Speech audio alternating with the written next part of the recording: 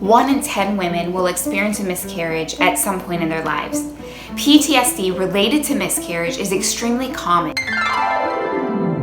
Hello friends, welcome to my channel, or welcome back, where we talk all things health and wellness. Today I'm going to be sharing with you some of my top tips for your best pregnancy post miscarriage, coming from my experience having gone through infertility, secondary infertility, and multiple losses, and leading to a successful pregnancy.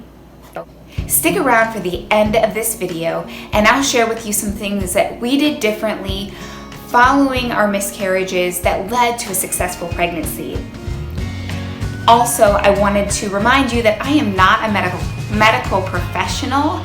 This is just my personal story and experience that I'm sharing with you. My first tip for you is not to compare. Not to compare to anyone else's pregnancy journey, miscarriages, or even to any of your own pregnancies. I think it's so common for women especially to compare.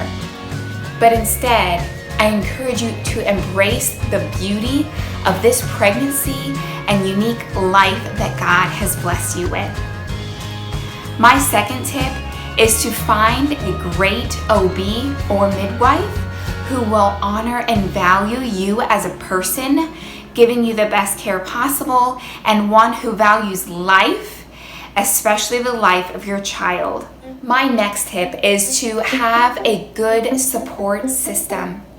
Friends, family, or there are even groups on social media, pregnancy after miscarriage groups. It is so important that you have people surrounding you, building you up, giving you the encouragement and support that you need, not giving you negative thoughts or doubts.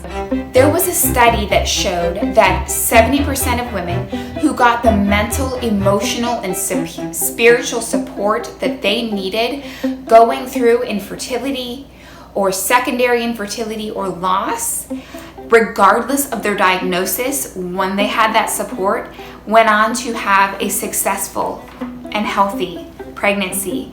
So getting that support is so important. My next tip is one that's I struggle with and have to constantly be reminding myself of, and that is to choose to live by truth. Surround yourself with truth and with facts, instead of living in fear or remembering the past and the pain and the emotions and the difficulty. Statistically, the odds are in your favor to have a healthy and successful pregnancy. So just thinking upon those things and choosing to celebrate the life that God has given you, and each day that He has given you this life, and knowing that no matter what tomorrow brings, God will help you through regardless of what happens. And that can give you peace to move on, to move forward, and to live life and not in fear. Next, and along with that, as a Christian, it is so important to immerse yourself in God's Word and His truths and in prayer. I have put together some positive pregnancy affirmations that have helped me along the way. If you are interested in having this resource for yourself, I will put a link in the description box below. Lastly, it's so important that you take care of yourself, reducing your stress and keeping you in the best health possible, the healthiest pregnancy that you can have. I hope that you found this video helpful and encouraging.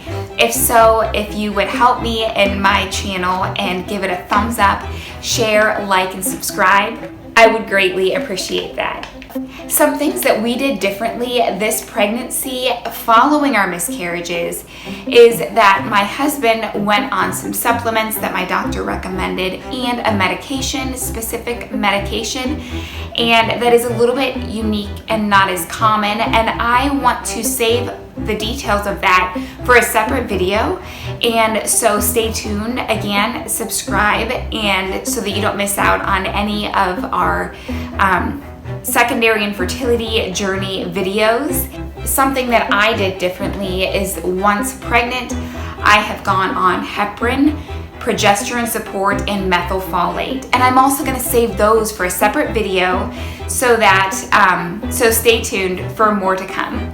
I hope you have a blessed week. Take care.